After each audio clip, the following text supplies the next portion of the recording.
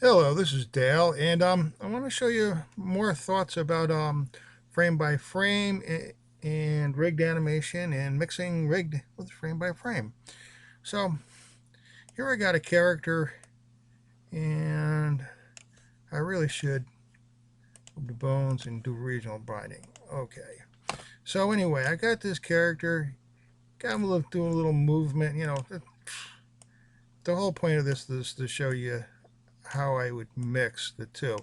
So I did it up to frame 23, and on frame 24 I want to go from the rigged to a frame by frame animation, and I did a little bit already, to speed this stuff up.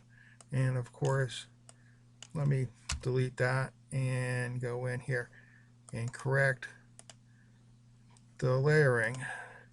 1 2 2 and 1 2 and layer 3. So now I've corrected that. So as you can see, you can still see the man behind him, but you can also see the frame by frame. Now, I didn't color him in because I was going to go into something else, but I don't think I'm going to do that right now. But for the moment, um, as you can see, I got a little frame by frame action going here. And actually, what I'm going to do is I'm going to go to each frame and do the fills on him.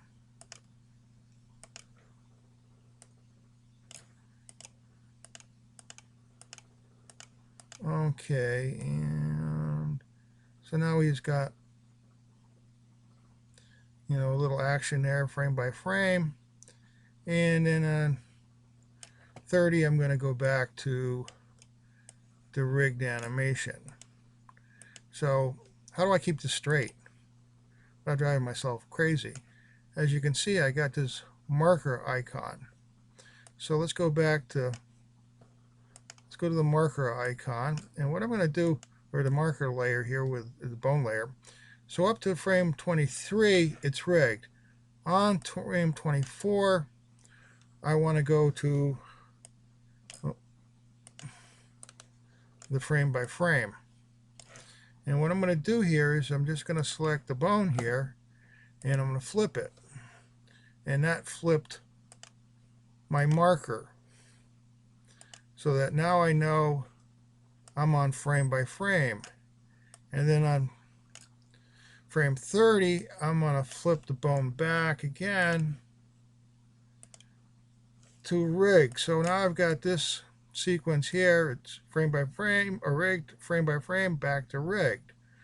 So I can keep it visually straight, and I can come back up here and work on the man. And I need to see that last frame by frame, and I'm going to pull him over, and I'm going to turn him a little bit with the rig and move the bones around, so I'm back into somewhat in the same position. Whoop.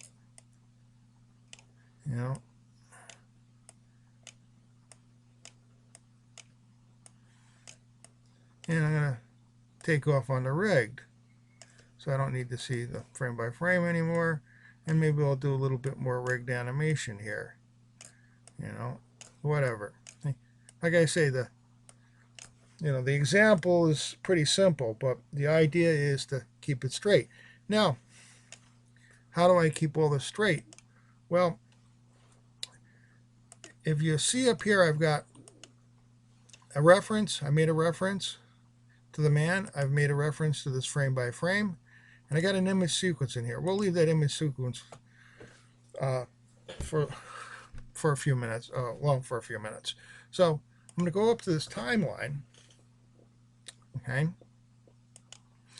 and I'm going to get rid of the frame by frame in the man, okay, make it invisible, and just leave the marker out. Well, now I can see I'm on rigged, and I know the man is the rigged animation, so I want to make sure I'm down here by using the special active child man. And I'm going to go up to There I can see I'm on frame by frame. So now I'm going to change the active child to the frame by frame on frame 24. And as I go down the line, oh, at 30 it changed. So now I'm going to go back to the man. And so now I have the frame by frame action, and one of the things I didn't do is update the references. And I want to make sure that there's no problems with that. So now, and of course, you take the marker layer here and you don't render it. So now, when I render out, this is what I get. So I got the mix between frame by rigged into a frame by frame and back out to rigged. Now, one of the things I did was I did an image sequence, and why I did that is because on your frame by frame you might want to export it to TV Paint or something like that, and then color it in TV Paint and then bring it back in as your frame by frame. So, but that's just an idea. Thanks for watching. I think I covered everything. Bye.